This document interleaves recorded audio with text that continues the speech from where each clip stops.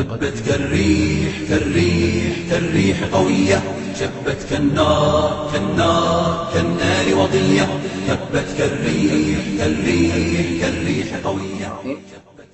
Dan alhamdulillah telah hadir di tengah kita Kiai Haji Ahsin, insya Allah dengan tema ihsan dalam Al-Quran.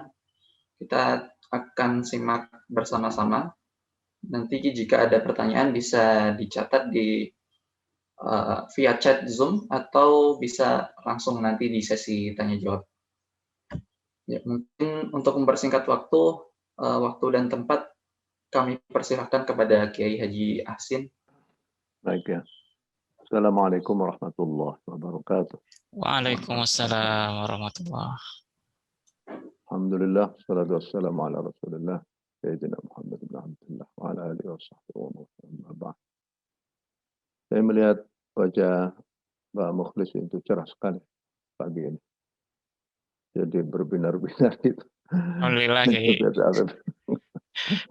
Rupanya semalam pada tahajud semua ya.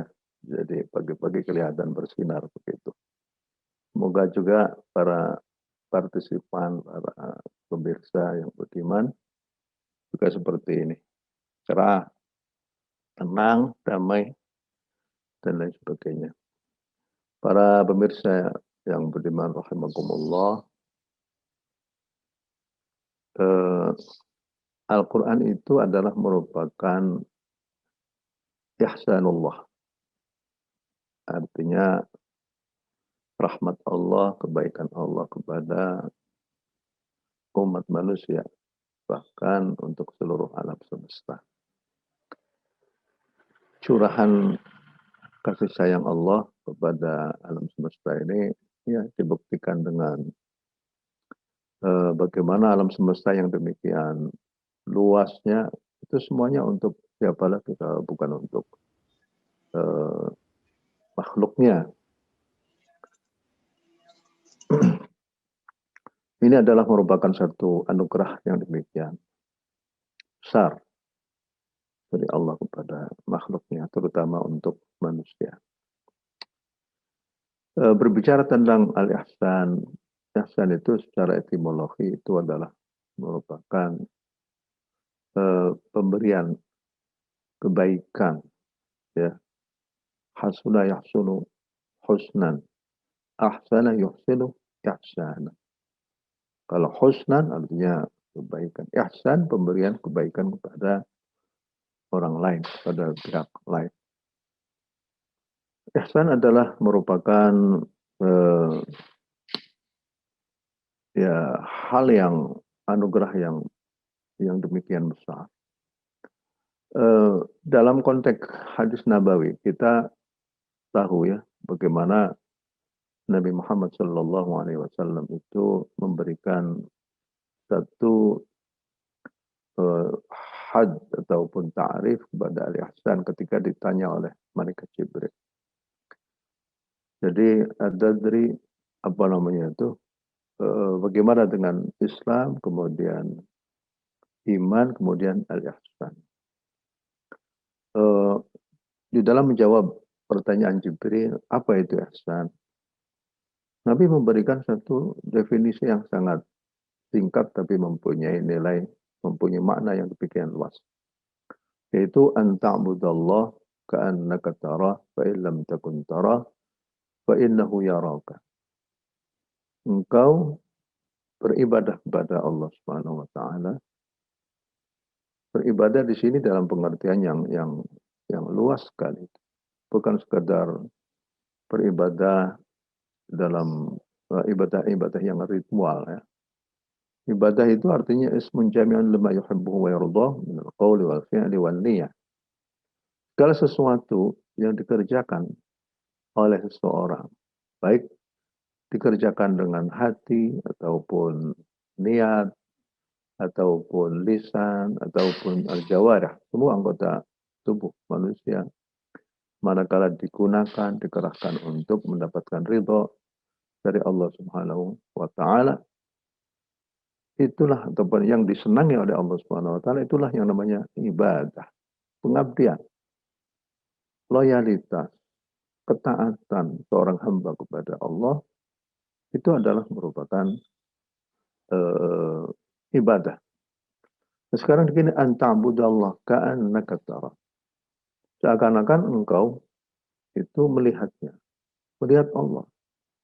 Tapi Allah itu kan zat yang maha gaib. Tapi ini kan seakan-akan. Ini artinya kita hendaklah berusaha agar supaya jalinan antara manusia dengan Allah itu tetap terus terjalin. Kita merasakan kehadiran Allah itu dalam seluruh aspek kehidupan manusia. Lah kita tidak bisa melihat Allah Subhanahu wa taala. Sebagaimana Nabi Musa juga pernah menginginkan agar supaya bisa melihat dirinya. Karena melihat pada waktu Nabi Musa berada di satu lembah, kemudian Allah menyapa Nabi Musa itu. Wa ma tilka bi yaminika ya Musa? Qala hiya 'asai. Qala atawakkau 'alaiha wa ahussu biha 'ala ghanami wa liya fiha ma'arib ukhra.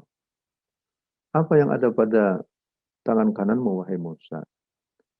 Nah, melihat suara Allah yang demikian luar biasa ini, Nabi Musa tidak menyia-nyiakan pertemuan dengan Allah itu dengan memberikan jawaban itu sebenarnya kalau dijawab dengan jawaban yang singkat itu bisa. Kalau Nabi Musa itu mengatakan, ini adalah tongkatku. Tapi Nabi Musa mengambil kesempatan itu untuk terus ngomong bersama dengan Allah.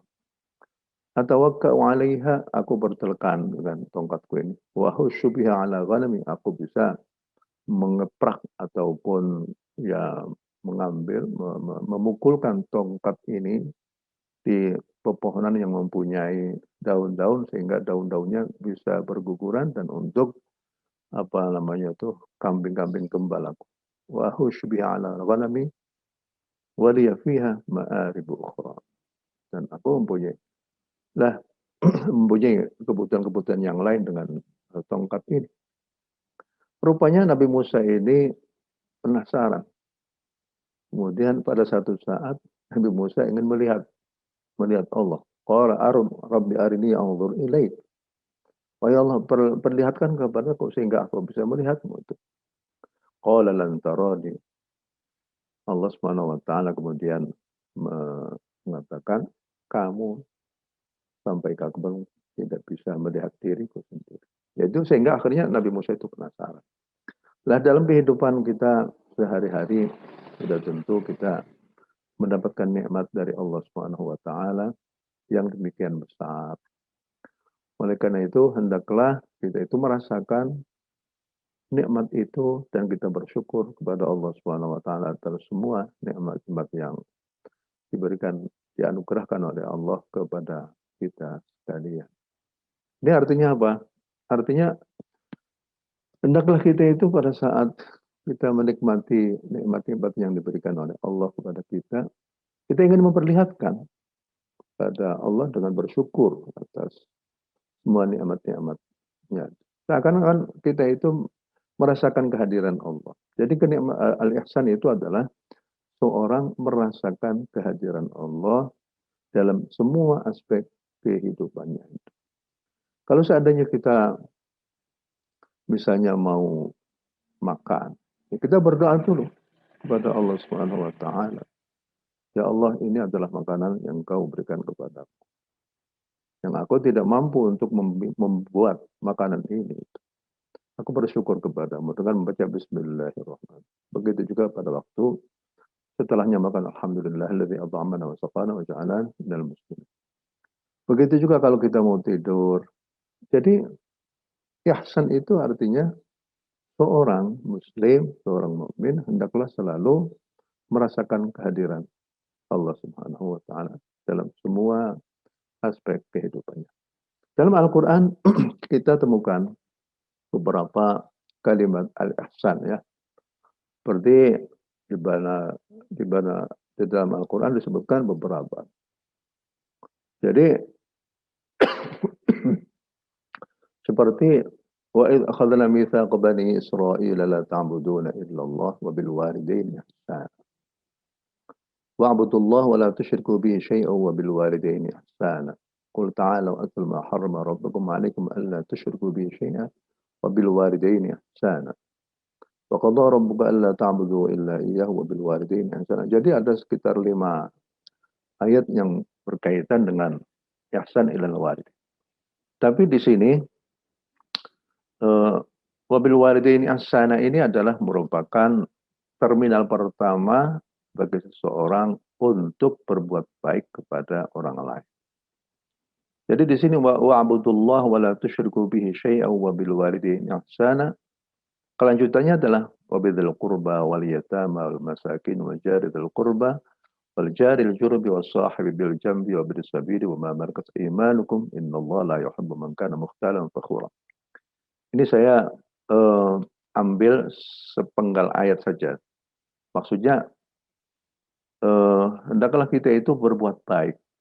Ya, sebagaimana Allah berbuat baik kepada kita, hendaklah kita juga berbuat baik kepada orang lain.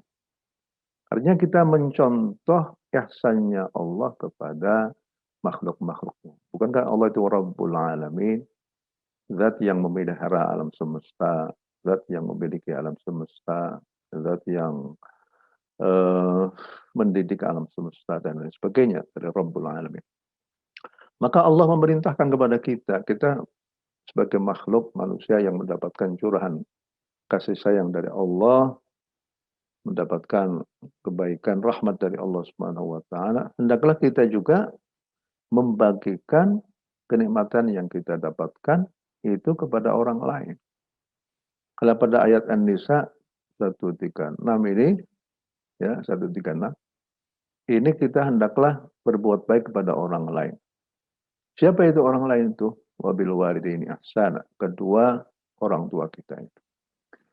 Di beberapa tempat memang Allah setelahnya memerintahkan kepada hamba-hambanya untuk beribadah kepadanya, kemudian Allah melanjutkan untuk berbuat baik kepada kedua orang tua. Jadi wabil walidaini ihsani ada satu lafaz yang tersimpan. Ai ahsinu bil walidaini ihsana. Berbuat baiklah kamu kepada kedua orang tuamu dengan sebaik-baiknya berbuat baik. Pada ayat yang lain itu birrul walidain, birrul walidain. Al-birru asalnya al-barru, al-barru itu artinya daratan yang luas. Kalau al-birru itu adalah perbuatan baik yang luas, baik dengan ucapan, dengan perilaku, dengan sikap, dan lain sebagainya itu. Bil walidaini ihsana. Kenapa Allah itu memberikan perhatian yang demikian besar kepada kedua orang tua? Ya kalau di surah Luqman itu disebutkan, ya. Ataupun di surat Al-Ahqaf juga disebutkan hamalathu ummuhu kurhan wa wada'athu kurhan. Ya, pada waktu seorang ibu mengandung anaknya itu mengandung dalam keadaan payah. Pada waktu melahirkan juga payah juga, dengan susah payah melahirkan.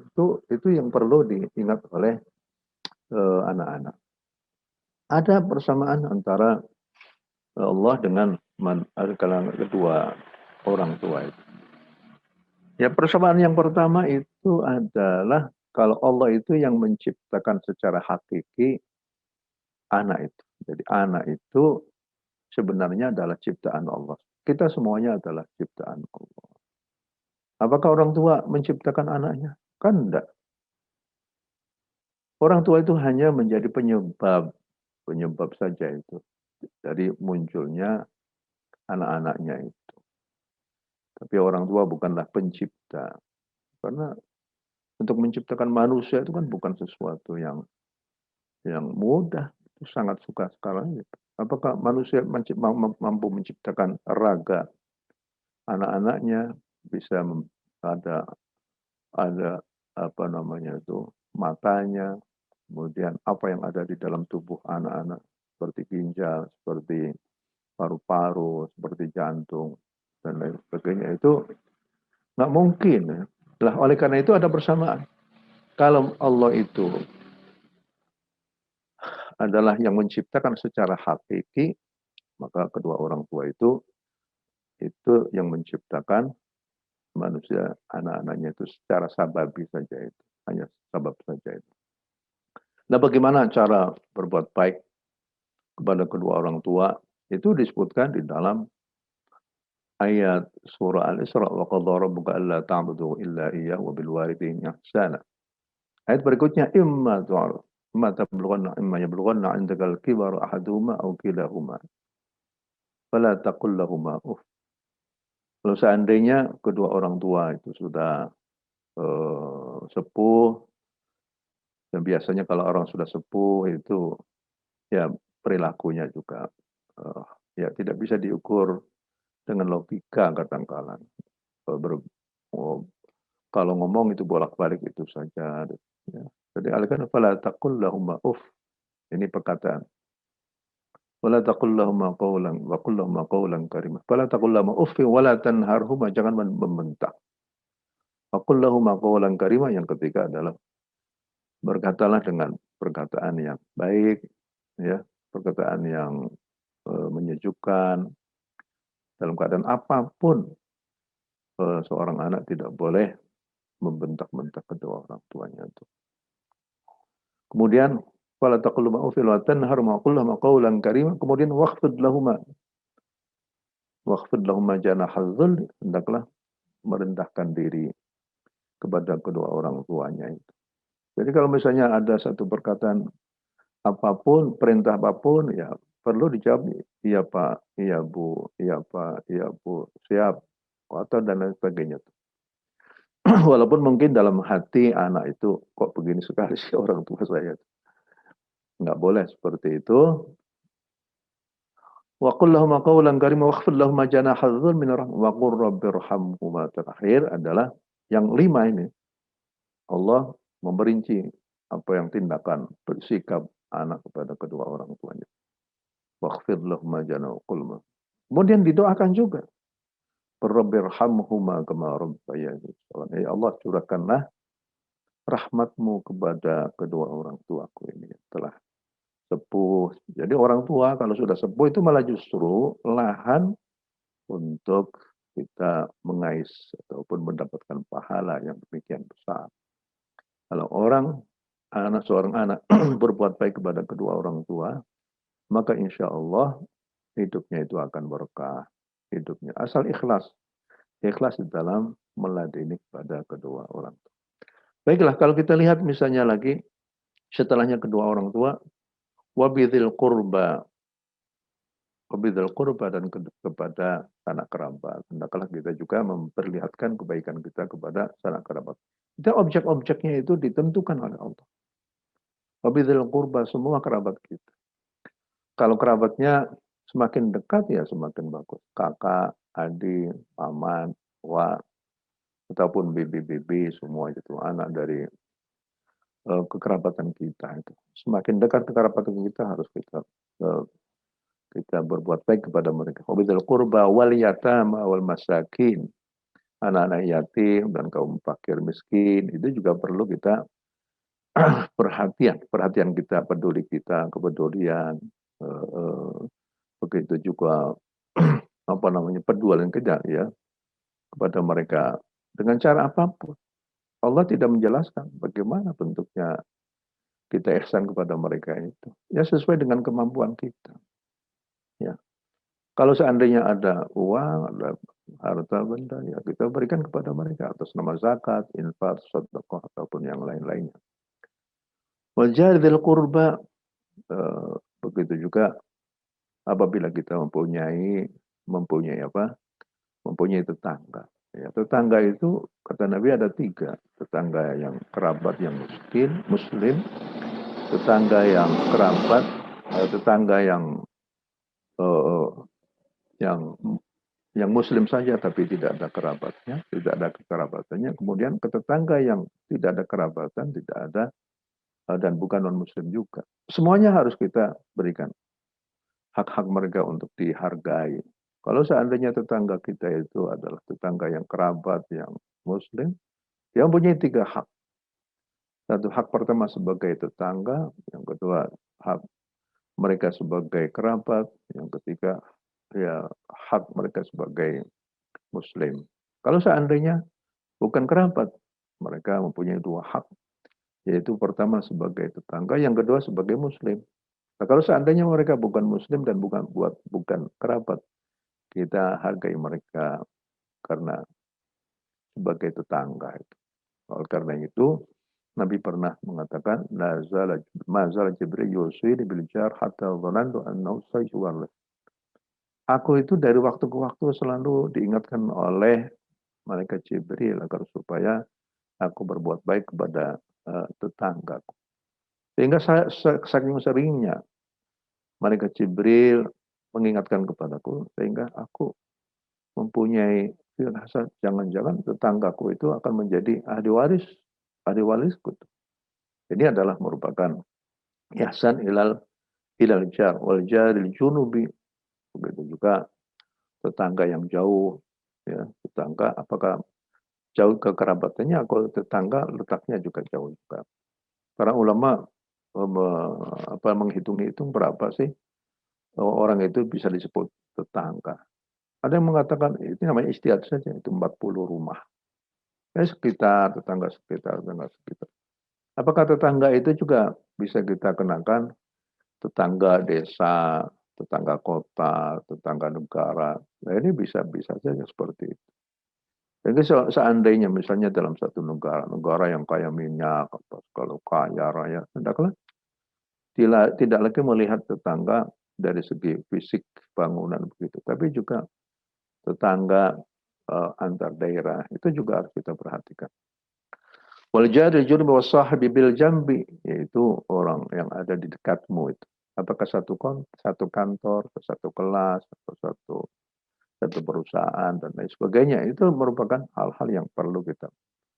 Atau misalnya kalau di dalam kereta api kita bertetangga dengan teman duduk kita, dalam pesawat terbang juga.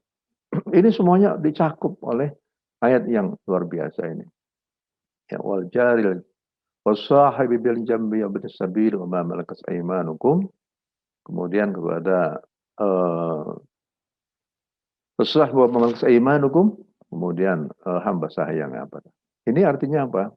Kita memberikan kebaikan kepada banyak sekali orang. Artinya sebagai orang muslim hendaklah selalu ingin memberi kepada orang lain. Pemberian itu tidak mesti harus berbentuk uang, ilmu itu juga bagus, pengalaman juga bagus, nasihat itu juga bagus. Jadi kalau kita lihat ajaran agama Islam itu, hendaklah kita berbuat baik kepada siapapun.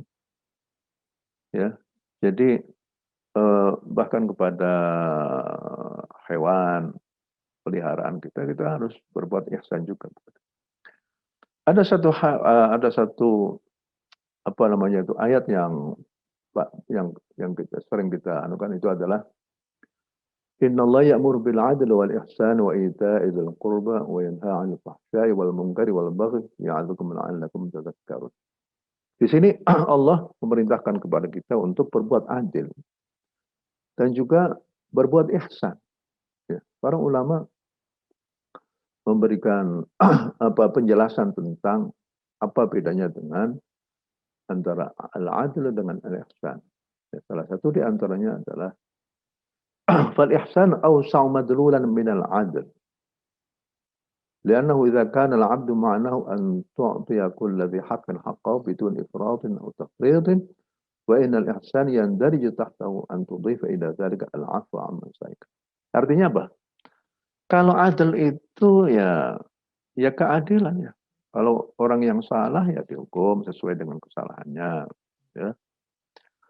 Tapi kalau ihsan itu lebih daripada itu. Lebih daripada itu.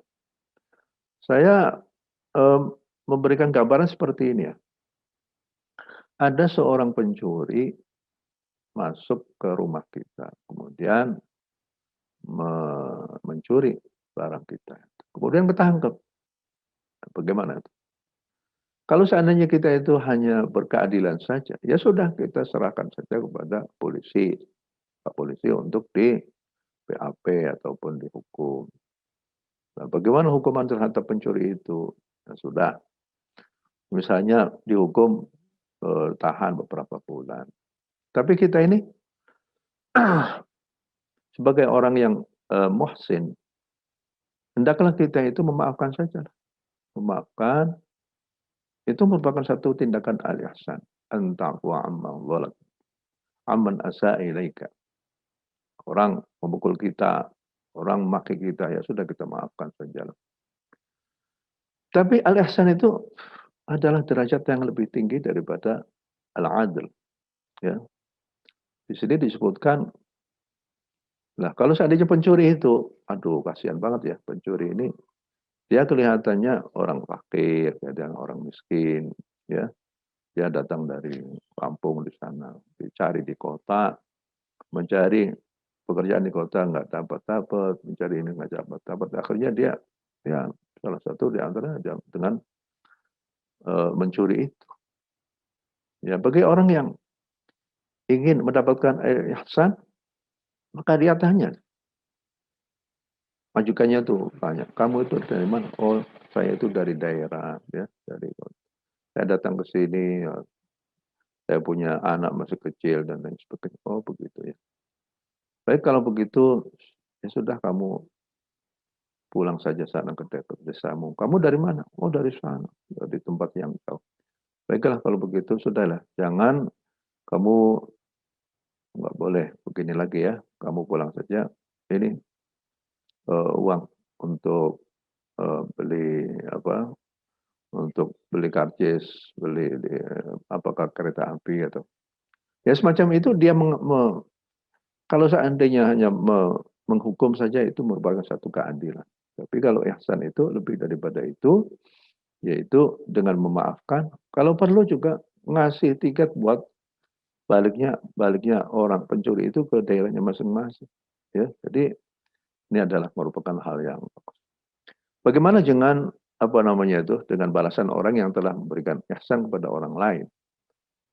Allah berfirman, hal jazaa'ul ihsani illa al-ihsan. Jadi balasan daripada orang yang berbuat baik kepada orang lain itu adalah al-ihsan lagi, ya. Ya, jadi balasan orang yang berbuat baik itu pasti akan mendapatkan ihsan dari Allah Subhanahu wa taala. Tapi sebelumnya itu ya orang yang berbuat baik pasti akan ada apa namanya reward daripada masyarakat. Orang berbuat baik kepada orang lain, suka memberi, suka menasehati, suka memberikan jalan keluar, dan lain sebagainya, pasti dia akan dihargai oleh masyarakat. Jadi, orang yang berbuat baik kepada orang lain, pasti orang lain itu juga akan berbuat baik kepada dirimu. Sebelum Allah akan memberikan kebaikan yang lain, yaitu berupa surga ataupun penghargaan yang lain. Jadi kalau seandainya ada seorang menghormati dirimu, itu karena dirimu itu juga menghormati orang lain. Ini hal jazaa'ul ihsani illa al-ihsan. Orang yang suka berbuat baik kepada orang lain, maka Allah akan menggerakkan hati orang lain untuk berbuat baik kepada itu di masyarakat. Kalau di akhirat sudah tentu pasti akan. Orang yang sholat, sedekah, orang yang membaca Al-Quran dan lain sebagainya, Allah sangat terima kasih pada orang yang mengabdi kepada Allah dengan berbagai macam pengabdian. Maka mereka pasti akan mendapatkan kebaikan dari Allah berupa surga dan kenikmatannya itu. Kemudian pada ayat yang lain, ya, in ahsantum li anfusikum wa in nasa'tum falaha. Apabila kamu berbuat baik, maka kebaikanmu akan kembali kepada dirimu juga. Pada dirimu juga. Asal orang itu apa namanya itu ketika berbuat baik itu dengan hati yang ikhlas, ya, dan dengan niat untuk beribadah kepada Allah Subhanahu wa taala. Nah, pada bulan puasa inilah bulan yang penuh rahmat dari Allah Subhanahu wa taala. Ta'ala, hendaklah kita itu mencurahkan kebaikan kita kepada orang lain. Ya. Nabi sendiri kalau sudah bulan Ramadan itu demikian murah, ya, pemurah. Apalagi ketika Nabi itu bertemu dengan malaikat Jibril. Itu seperti angin semilir di waktu malam. Angin itu kan memberikan oksigennya kepada siapapun, ya, terhadap siapapun. Orang di rumah angin masuk, di jalan orang masuk dan lain sebagainya. Yaitu marilah kita isi bulan Ramadan itu dengan ihsan kepada orang lain. Yaitu berbuat baik kepada orang lain, berbuat baik kepada kedua orang tua, kepada sanak kerabat, kepada teman-teman kita, kepada fakir miskin. Ya, kalau kita punya uang, keluarkan zakatnya, ataupun juga sedekah-sedekah yang lainnya. Jadi dengan demikian, sebagaimana Allah telah berbuat ihsan kepada kita, hendaklah kita juga berbuat ihsan kepada orang lain. Nah, di sini disebutkan anta'fu'a amman asa'a ilaika. Kita memaafkan pada orang yang berbuat buruk kepada kita sekalian. Wasilah liman qata'aka. Kalau seandainya ada orang atau keluarga yang memutuskan tali silaturahim, kitalah yang menyambung kembali ke silaturahim. Walau liman haramaka, artinya di waktu orang itu tidak memberikan apa-apa kepada kita, kita memberikan kepada orang lain. Artinya ihsan itu derajat yang tinggi sekali. Dan puasa Ramadan itu dalam rangka untuk mendapatkan ihsan. Perasaan ihsan yaitu kita merasakan kehadiran Allah dalam semua sisi kehidupan kita. Dengan demikian, maka kehidupan kita menjadi semakin berarti, menjadi semakin bermakna, dan kita bisa menikmati beribadah kepada Allah. Ketika kita sholat, kita menikmati sholat kita. Pada waktu kita berzikir, kita menikmati zikir kepada Allah. Pada waktu kita memberikan sedekah, kita menikmati. Semuanya kita nikmati. Bukankah ini adalah merupakan kebahagiaan? Ya, kebahagiaan manakala orang itu mendapatkan kepuasan dari apa yang kita lakukan berupa kebaikan-kebaikan kepada Allah, kepada sesama makhluk. Ya, saya kira itu saja yang bisa saya sampaikan. Ya, demikian ya. Alhamdulillah, syukran jazakallah hasanul jazak. Oke. Ya. Baik. Para jamaah yang saya hormati, kira-kira ada yang ingin ditanyakan dari Bapak Ibu sekalian? Silakan bisa langsung saja untuk disampaikan pertanyaannya pada Kiai Hasim.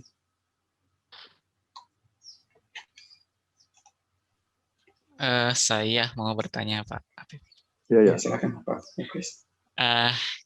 Ya, Assalamualaikum Kiai Hasim. Assalamualaikum warahmatullahi wabarakatuh. Iya, Kiai, mau bertanya perihal sikap seorang anak terhadap kedua orang tua ya. Tadi ada satu kasus di mana seorang anak itu bersikap kurang baik ya, seperti membentak kepada orang tuanya, di mana dia merasakan bahwa orang tuanya itu juga menelantarkan begitu ya kepada anaknya gitu. Nah, sampai mungkin tidak diberikan nafkah dan sebagainya gitu, sehingga anak itu merasa sangat terzolimi gitu oleh orang tuanya.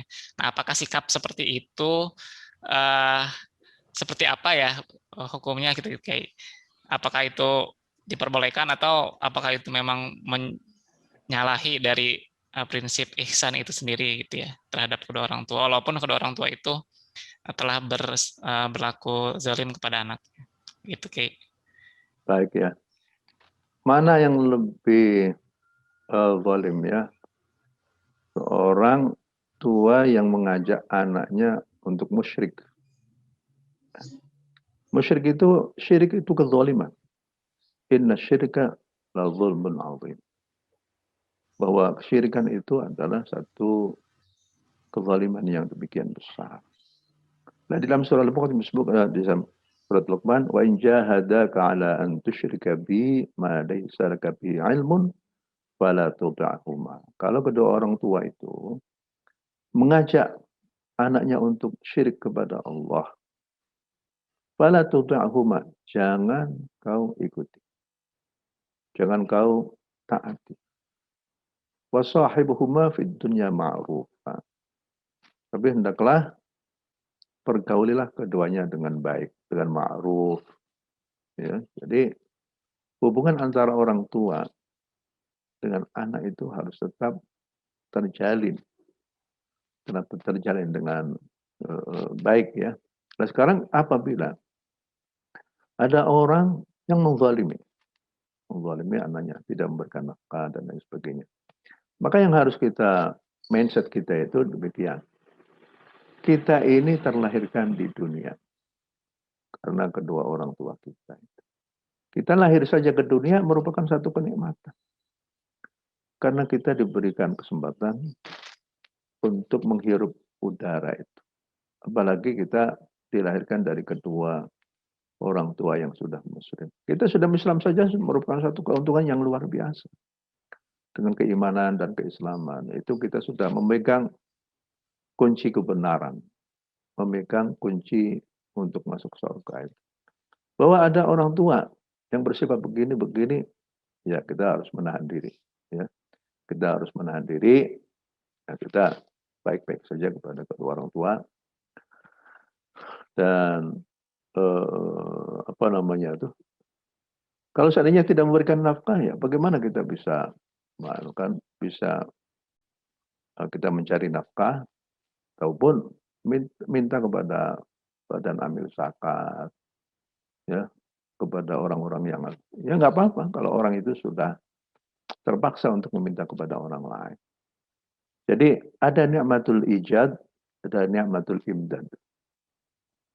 Nikmatul ijad itu kenikmatan Allah kepada kita yang telah menjadikan kita hidup di dunia ini. Ya, menjadikan kita hidup di dunia ini. Itu merupakan satu kesempatan yang luar biasa.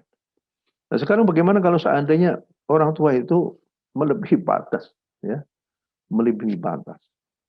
Ya sudah tentu orang tua masa mau membunuh anaknya sendiri. Orang tua apakah itu sampai melukai dan lain sebagainya. Kalau hal yang seperti itu, ya kita serahkan saja kepada pengadilan, ya. Ya soalnya siapa yang akan bisa melera itu, ya. Jadi ada batas-batas tertentu di waktu seorang anak itu yang artinya ditinggalkan oleh orang tuanya, tidak dipedulikan, ya kita kalau seandainya itu tidak sampai kepada perbuatan-perbuatan yang terkait dengan pidana seperti itu, ya hendaklah kita masih menahan diri saja. Tapi kalau seandainya orang tua akan membunuh kita misalnya, ya itu sudah persoalan yang lain. Kita berusaha untuk lari saja.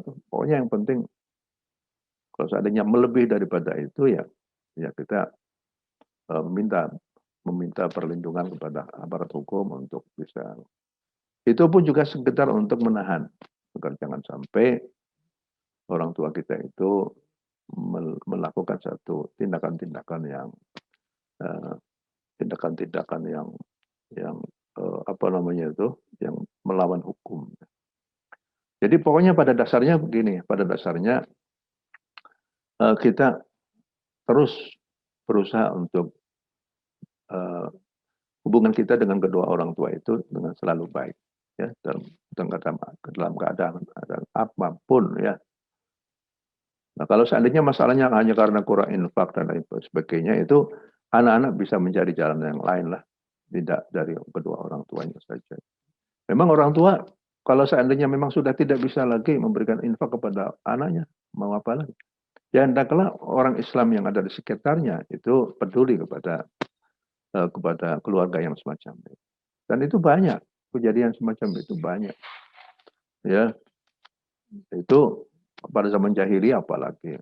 Zaman jahiliyah itu orang yang ada di Mekah itu mereka nggak punya makanan, tidak punya apa. Untuk anak-anaknya masih kecil. Akhirnya anak-anaknya pada mati bersama dengan mereka itu. Jadi ada suatu apa namanya itu hal-hal yang khusus kapan kita itu apa namanya itu melakukan tindakan hukum kepada kedua orang tua. Sudah tentu itu kalau seandainya sudah keterlaluan itu ya, kalau keterlaluan. Kalau seandainya hanya sekedar tidak peduli ya itu sih bukan merupakan satu hal yang harus kita lawan kedua orang tua. Ya, jadi yang penting kita berbuat baik kepada orang tua dalam segala apapun, ya, kecuali kalau seandainya sudah tadi itu melakukan satu tindakan-tindakan yang di luar batas. Ya, ya demikian. Baik. Dari Bapak Ibu yang lain ada yang ingin ditanyakan? Sedikit info juga ya, bahwa sebenarnya Kiai Haji Ahsin ini adalah seorang pakar ilmu Al-Quran. Jadi Bapak Ibu, jika ada yang ingin ditanyakan terkait materi ataupun terkait ilmu-ilmu Al-Quran, boleh ditanyakan gitu ya Kiai. Ya silakan. Selain itu beliau juga sebagai Wakil Ketua Komisi Fatwa di MUI. Jika belum ada, mungkin saya Kiai yang ingin bertanya Kiai. Ya silakan. Ya.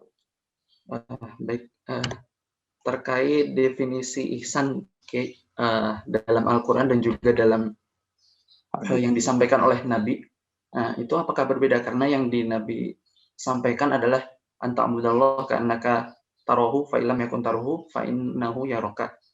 Tapi kalau di dalam Al-Quran kan lebih spesifik ke berbuat baik ya. Kalau untuk yang Rasulullah itu menyampaikannya anta'budallah, jadi beribadah kepada Allah. Nah itu apakah berbeda Ki konteksnya? Ya secara substansi ya pada akhirnya sama saja itu. Kalau ihsan di dalam hadis Nabi itu lebih kepada apa namanya itu pengertian sufi ya. Pengertian yang paling tinggi ya dalam beribadatan kepada Allah Subhanahu wa taala. Sehingga orang kalau sudah berbuat ihsan artinya seperti yang tadi saya kemukakan adalah bahwa orang itu selalu merasa Allah itu selalu bersamanya itu. Yaitu nah kalau sudah begitu bagaimana implementasi dari kebersamaan orang bersama dengan Allah Subhanahu wa taala? Yaitu hendaklah orang itu memberikan sesuatu yang lebih daripada kewajiban. Oleh karena itu, sebagian sahabat itu memberikan penjelasan kalau al-adl itu adalah melaksanakan kewajiban terhadap Allah Subhanahu wa taala. Tapi kalau al-ihsan itu adalah melaksanakan amalan-amalan yang sunnah. Melaksanakan amalan-amalan yang sunnah yang tidak diwajibkan oleh Allah kepadanya. Amalan sunnah itu kan berarti kehendak kita sendiri untuk memberikan kepada Allah sesuatu yang Allah tidak wajibkan kepada kita. Itu sebagai gambarannya saja. Jadi kalau al-ihsan itu di dalam Al-Quran itu adalah apa namanya itu? Ya kita melakukan satu amalan-amalan yang melebihi daripada kewajiban-kewajiban. Seperti sedekah sunnah, sholat sunnah, ya salat sunnah, sedekah sunnah, umroh sunnah. Hal-hal yang sunnah itu semuanya adalah merupakan al-ihsan. Tapi sudah tentu jangan sampai orang itu melakukan sunnah tapi meninggalkan kewajiban. Jadi misalnya puasa Senin Kemisnya wah luar biasa. Tapi ketika bulan Ramadan, suruh puasa Ramadan nggak mau. Nah, ini yang kebalik gitu. Jadi orang mestinya kalau sudah melaksanakan kewajiban, barulah melaksanakan sunnahnya. Tidak boleh orang itu fokus kepada amalan-amalan sunnah, tapi dia melalaikan kewajibannya.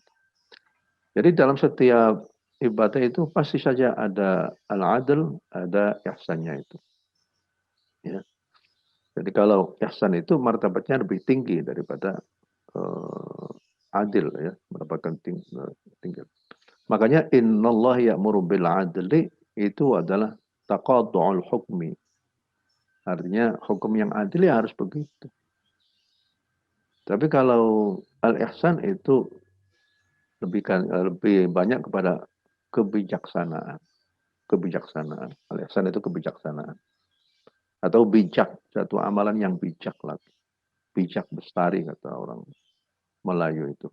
Bijak bestari artinya ya sesuatu yang hanya orang-orang tertentu saja yang bisa melakukan hal semacam itu. Jadi Allah itu senang apabila orang itu melakukan al-ihsan seperti itu. Jadi kita tahu kan ya, anak itu mestinya dihukum, tapi sebagai guru yang bijak ya sudah diberi tahu terlebih dahulu, jangan begini, jangan begini, jangan begini. Ada satu peristiwa yang bagus ya kalau di kalangan pesantren ya. Ada seorang kiai itu minta kepada pengurus pondok untuk menulis siapa-siapa yang nakal, santri-santri yang nakal sendiri, nakal, agak nakal begitu. Pengurusnya kan senang, wah ini senang banget tuh. Saya sudah payah mengurusi anak-anak itu. Setelahnya nama-nama itu diserahkan kepada Pak Kiainya. Setelah 1 minggu nggak ada apa-apa.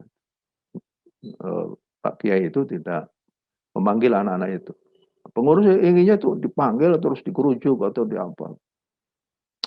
Di pondok itu seperti itu.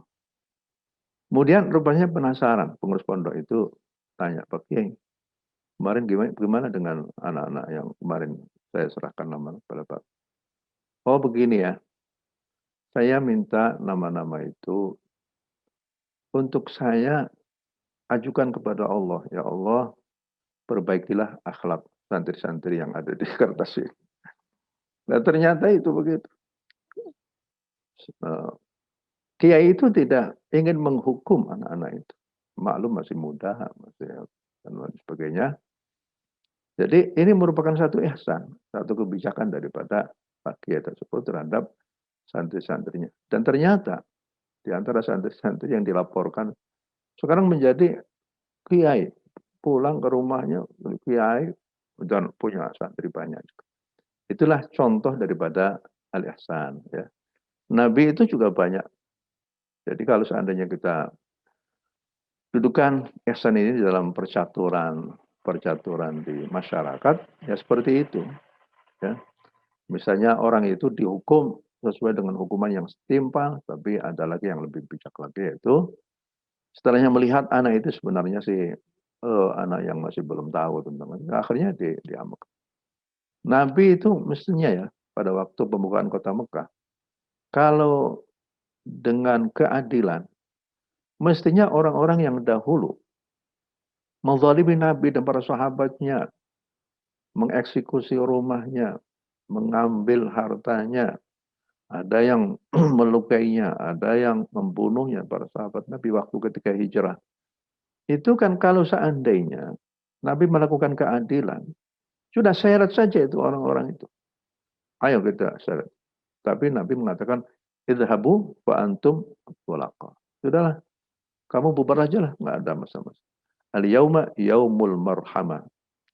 La yaumul malhamah. Karena orang-orang musyrik di Mekah itu sudah menduga, wah, jangan-jangan ini pertumpahan darah ini. Bisa-bisa pertumpahan darah. Begitu Nabi masuk ke kota Mekah, semua yang dahulu terlibat menzalimi Nabi dan para sahabatnya akan diseret ke pengadilan.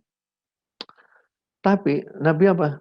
Nabi itu mengatakan, idhabu fa antum at-tulaqa.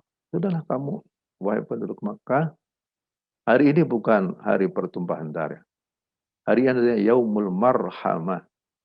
Marhamah itu yang hari kasih sayang. Nah, apa yang terjadi?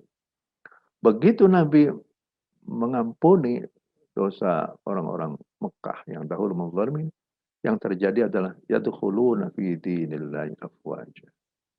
mereka berbondong-bondong masuk ke dalam agama Islam. Karena apa? Karena ihsannya Nabi kepada penduduk Mekah. Jadi apa namanya itu, hasilnya itu jauh daripada apa yang diduga semula.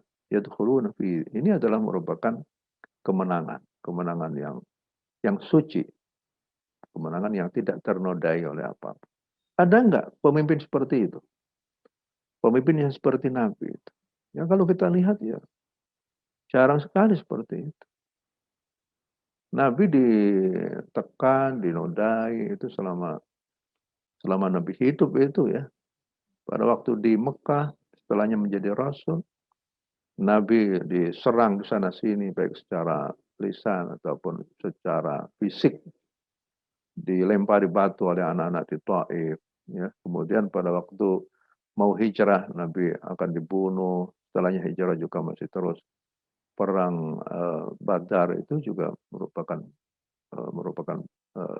apa namanya itu satu epik dari sejarah kehidupan Nabi. Perang Uhud itu dalam rangka untuk menghabisi Nabi. Perang Khandaq itu juga dalam rangka untuk menghabisi Nabi itu. Perang Ahzab itu juga seperti itu. Perang dan lain sebagainya. Tapi Nabi apa? Tegar sekali menghadapi semuanya itu. Dan Nabi menghadapi semuanya itu dengan mindset-nya yang ketat. Walaupun malaikat Jibril itu sudah menawarkan kepada Nabi, ya Rasulullah, saya kok sudah gemes banget ini, sudah gergetan banget sama orang musyrikin. Gimana kalau seandainya saya bedol saja itu, 2 gunung yang ada di Mekah itu, untuk saya timpukkan kepada mereka. Kata Nabi apa? Jangan Jibril, ya. Aku mengharapkan yakhruj min aslabihim man yashhadu an la ilaha illallah. Jadi innahum la ya'lamun. Allah mahdi qaumi fa innahum la ya'lamun. Saya berharap agar anak-anak mereka itu menjadi orang-orang yang muslim. Kalau saja mereka dihancurin, ya sudah siapa lagi yang bisa memberikan anak-anak keturunan yang akhirnya bisa. Dan ternyata banyak di antara pemuka-pemuka Quraisy, anak-anaknya itu menjadi sahabat Nabi loh. Ya, menjadi sahabat Nabi itu yang bagus-bagus. Ya, menjadi mufassir, menjadi muhaddis, menjadi apa. Itu adalah merupakan hasil daripada al-ihsan. Ya, demikian. Syukran, Kiai. Ini ada beberapa pertanyaan di kolom chat. Mungkin saya bacakan, Kiai. Yang pertama dari Ibu Muti Arintawati. Assalamualaikum, Kiai. Mau minta tips agar kita dalam melakukan apapun selalu sadar bahwa Allah melihat kita meski kita tidak melihatnya. Ya, baik. Bagus sekali ini. Hendaklah kita itu selalu berzikir kepada Allah. Ya ayyuhalladzina amanu dzkurullaha dzikran katsiran. Puasa ini adalah dalam rangka untuk mengasah ketajaman naluri batin kita. Ya. Puasa ini dalam rangka untuk mengasah naluri batin kita. Bukankah kalau kita dalam puasa itu mau ini ada Allah, mau ini ada Allah, nggak jadi, terus menerus. Itu merupakan satu eksperimen untuk mengasah batin kita itu melalui berpuasa. Sudah tentu ada lagi eksperimen-eksperimen yang lain, yaitu seperti kita membaca Al-Quran. Membaca Al-Quran berarti kita hidup bersama dengan Allah, dengan kalam Allah. Pokoknya banyak zikir kepada Allah, hingga selalu membaca doa-doa. Ya, itu saja salah satu di antaranya adalah membaca doa dengan doa yang ada keluar dari Nabi Muhammad. Seperti yang tadi saya katakan, kalau mau makan apa doanya, setelah makan apa doanya, sambil direnungkan. Begitu juga kalau seandainya kita jalan-jalan, pariwisata, begitu ya, yang kita lihat bukan keindahannya, tapi siapa yang menciptakan keindahan itu? Kok hebat banget ya. Ini ada bunga di taman yang luar biasa, berwarna-warni yang menjadikan semuanya itu menjadi indah. Kok ada burung-burung yang berkicau, senang sekali. Siapa yang menciptakan gunung itu? Artinya selalu mindset kita itu selalu kata orang menghadirkan Allah pada saat atau kita mendapatkan kehadiran Allah. Makanya orang sufi-sufi itu ya, orang sufi itu lebih senang pada waktu dia dalam kesendirian. Karena kalau di dalam keadaan sendirian, mereka itu sedang bergaul dengan Allah. Ada lagi mengatakan bergaul dengan manusia itu selalu saja mengecewakan. Tapi kalau bergaul dengan Allah itu tidak pernah Allah itu mengecewakan siapa. Jadi mereka lebih senang justru kalau dalam keadaan sendirian. Ya, Imam Sayyuti itu setelah umur 40 sudah tidak mau lagi bergaul dengan masyarakat. Dia khalwah. Imam Sayyuti mempunyai andil yang luar biasa. Mempunyai 500 karangan. 500. Dari karya yang besar-besar ya. Majma' al-Bahrain, Muwatta' al-Badrain. Tafsir yang luar biasa itu Al-Itqan fi Ulumul Quran dan lain sebagainya. Nah, kemudian Imam Sayyuti ingin, karena dalam pandangan Imam Sayyuti sudah saya sekarang tinggal menikmati kebersamaanku bersama dengan Allah Subhanahu wa Ta'ala. Umumnya orang-orang sufi itu seperti itu. Berada dimanapun karena dia merasa bersama dengan Allah. Lihat juga seperti Nabi ya. Nabi itu pada waktu masuk ke Gua Thur, pada waktu perjalanan hijrah ke Madinah, waktu masuk ke Gua Thur dan orang-orang musyrik hampir saja masuk, hanya sudah di mulut gua, Abu Bakar itu bergetaran, takut sekali. Kalau seandainya Nabi dibunuh gimana? Islam sudah selesai. Wallahu a'lam bishawab. Tapi kata Nabi, la tahzan. Innallaha ma'ana. Benar. Innallaha ma'ana. La tahzan. Innallaha ma'ana. Jangan kamu bersedih. Allah selalu bersama dengan kita. Begitu juga dengan Nabi Musa. Nabi Musa, orang Bani Israel berkata kepada Nabi Musa pada waktu tentara Firaun, sebentar lagi, tinggal berapa menit lagi akan menangkap keduanya. Orang Nabi Musa dan Bani Israel yang apa kata? Inna ma'iya rabbi sayahdi. Inna ma'iya rabbi sayahdi. Innal mudrakuna qala kalla inna ma'iya rabbi sayahdi.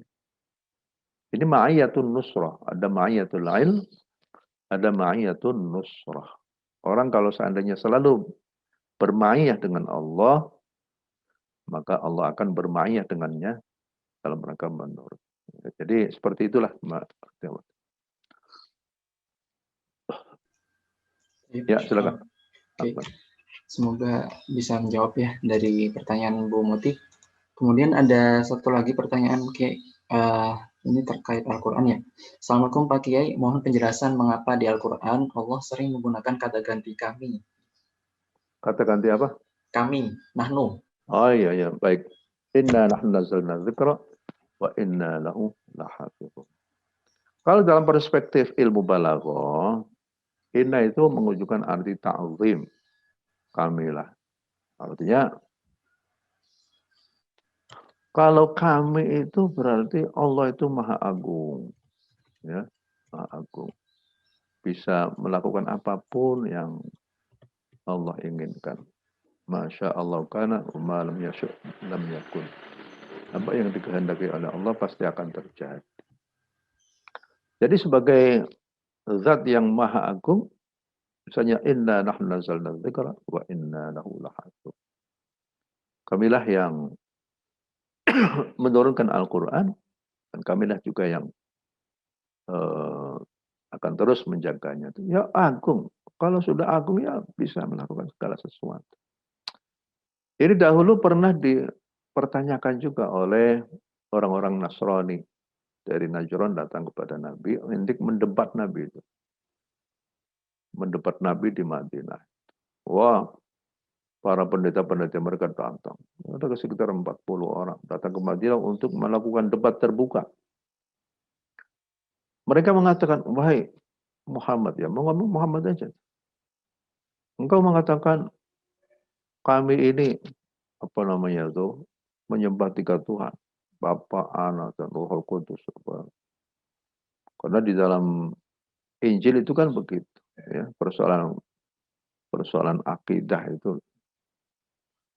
Kemudian mereka mengatakan, loh, di dalam Al-Quran kan juga seperti itu. Inna nahnu nazzalna dzikra wa inna lahu lahafidz. Bukankah ini juga merupakan trinitas atau apa? Nah, kemudian Nabi yang mengatakan bahwa ini adalah merupakan hal-hal yang mutasyabihat, ya, mutasyabihat. Kemudian ya Nabi memberikan satu dalil yang lain, qul huwallahu ahad, Allahus samad, lam yalid wa lam yulad, wa lam yakul lahu kufuwan ahad. Nah, tapi juga ada satu pandangan seperti begini. Kalau Allah menggunakan kata-kata nahnu, maka ada keterlibatan selain Allah. Jadi seperti inna nahnu nazzalna dzikra wa inna lahu lahafizun. Kamilah yang menurunkan Al-Quran dan kami jugalah yang akan terus menjaganya Al-Quran itu. Siapa di antara mereka? Allah menggerakkan hatinya orang-orang yang menekuni dalam bidang Al-Quran, ada yang menekuni bidang tahfidnya, ada yang menekuni bidang tafsirnya, ada yang menekuni bidang i'rabul Quran, ada yang majazul Quran, ada gharibil Quran, ada yang menekuni bidang tajwid. Wah, semuanya itu akhirnya ikut berpartisipasi di dalam menjaga keaslian Al-Quran, menjaga ya kesucian Al-Quran. Sehingga kalau seandainya sekarang ada imam yang salah fa diganti dengan wawu diganti dengan fa, itu langsung bisa dianukan. Orang yang ada di belakang kita itu banyak orang yang hafal Quran. Hafal Quran. Salah kalimat saja. Misalnya bima kuntum tadrusun, bima kuntum takfurun, ya sudah salah. Bima kuntum tadrusun dibacanya takfurun salah juga. Jadi itulah salah satu di antara hikmah kenapa Allah itu selalu menggunakan di beberapa tempat itu menggunakan dhamir nahnu, tapi Allah tidak menggunakan dhamir yang ana dan lain sebagainya. Ya, demikian. Baik. Alhamdulillah, syukuran jazakumullah khairan kafir. Oke. Ya, ya. Alhamdulillah, kita sudah di penghujung acara ya. Baik. Insya Allah sudah jam 9 lewat 5 menit. Ya. Jadi mohon maaf kepada Bapak Ibu sekalian jika masih ada yang ingin ditanyakan, mungkin nanti bisa disampaikan di lain waktu seperti itu. Ya. Mungkin itu dulu ya. Kita cukupkan dulu mungkin Kiai ya. Dengan bacaan alhamdulillah dan doa kafaratul majelis. Subhanallah, alhamdulillah.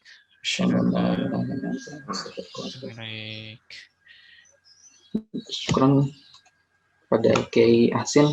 Semoga ilmu yang disampaikan bisa bermanfaat bagi kami semua.